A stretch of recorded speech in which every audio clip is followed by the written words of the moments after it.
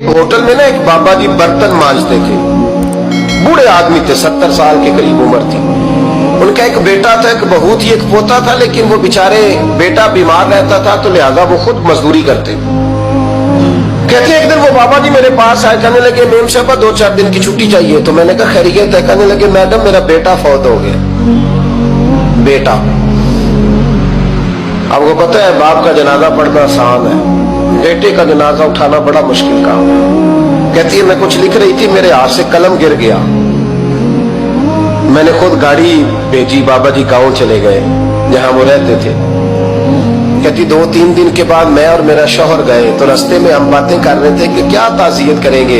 एक ही बेटा था, कोई रिश्तेदार भी नहीं, तो उसकी तो कायनात उजड़ गई। किन लफ्जों से उसे ताज़ियत क्या कहेंगे। कहते जब हम गए तो वो टूटी हुई चटाई पे बैठा था, कुछ लोग करीब थे। हमने जाके कहा बाबा आप मुसलमान हैं, हम आपको क्या नसीहत करें। एक ही बेटा था कि किस तरह करके हम आपको तसल्ली दें। तो कहते उसने आंखें खोली, बूढ़ी आंखों में ईमान की रोशनी। कहने लगा बीबी क्या ताज़ियत की बात करती हो, मैंने कोई पैसे जमा करा के बेटा लिया था, खुदा ने फजल से दिया था, अदल से ले गया है। मैं अपने रब के फैसलों में बड़ा राजी हूं। अल्लाहु अकबर। वो खातून कहती है कि वो बाबा जी से मैंने कहा कि चलो आप 1 महीने की छुट्टी कर ले। तो कहने लगा नहीं मैडम मैं मुसलमान हूँ, मुफ्त की रोटी नहीं खाता, मजदूरी करके खाता हूँ। मैं इंशाल्लाह 2-3 दिन के बाद काम पे आ जाऊंगा। कहते हैं वो चंद दिनों के बाद आ गया। अल्लाह की कुदरत के अभी 2-3 माह गुजरे थे, फिर आया। मैडम छुट्टी चाहिए कुछ दिनों की। मैंने कहा खैरियत है? कहने लगे वो मेरी बहू भी हार्ट अटैक से फौत हो गई।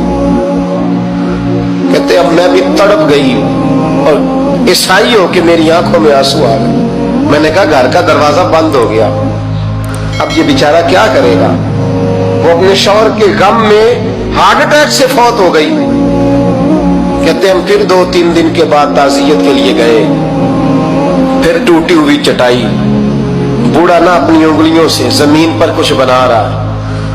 कहती करीब गई और मैंने जाके कहा बाबा अब तो तसल्ली आपने खुद ही करनी है, जो निजाम था वो तो हो गया। तो कहते हैं फिर उसने आंखें खोली, आसमान की तरफ देखा तो कहने लगा बेटी कोई परेशानी नहीं, मेरा बेटा बगैर शादी के भी तो फौत हो ही सकता था ना।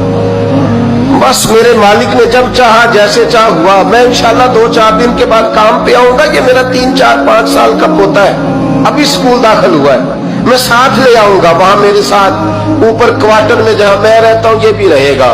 कभी कभी मैं देखती छत पे खड़े होके कि दादा घोड़ा बना हुआ है और पोता सवारी कर रहा है। वो सवेरे उठता, उसको स्कूल छोड़ के आता, शाम को लेके आता, प्यार करता, मोहब्बत करता।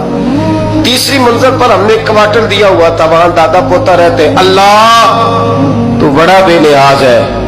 कहती है इकबाल एक दिन ना पोता ऊपर वाली मंजिल पे खेल रहा था, उसका पैर फिसला, वो गर्दन के बल जमीन पे गिरा। मुझे खबर हुई तो मैं दौड़ी, एम्बुलेंस मंगाई। खून से लिथड़े हुए उस बच्चे को दादे ने अपनी गोद में रखा।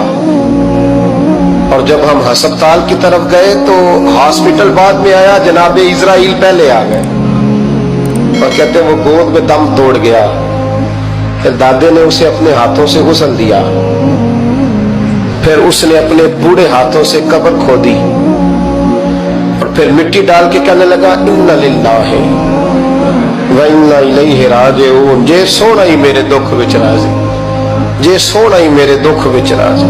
फिर सुख नु चुल्ले डावा। कहते वो मिट्टी डाली उसने और जब वो वापस पलटा तो मैं बाजू से थाम के होटल करीब लाई और मैंने उसके करीब कहा कि बाबा तू टूट गया है, तू बिखर गया है। तो कहते यूं उसने हाथ रखे और यूं आंसू छटक दिए। कहने लगा मैडम क्यों क्यों, मेरे अंदर कोई अकीदा नहीं, मैं कोई लवारस हूं, मेरा कोई रब नहीं, मैं क्यों परेशान रहूंगा। मैं तो पका हुआ फालू, थोड़े दिन गुजरे के कब्र में जाऊंगा और जब जन्नत में जाऊंगा तो अल्लाह मेरी बेटे से भी मुलाकात कराएगा, मेरे पोते से भी मुलाकात कराएगा, मेरा रब सारी मुलाकातें करा देगा। मैं अपने अल्लाह की रजा पे बड़ा राजी हूं। वो खातून कहती है मेरा और मेरे शौहर का कलेजा फटने लगा। मैंने कहा बाबा ये یہ جذبہ کہاں سے ملتا ہے؟ یہ سکون کہاں سے آتا ہے؟ یہ کیفیت کیسے ملتی ہے؟ مجھے کہنے لگا تو نے لینی ہے؟ میں نے کہا تو کہنے لگا تو بھی گنبد خضرا والے نبی کا کلمہ پڑھ جا، اللہ تجھے سکون عطا کرے۔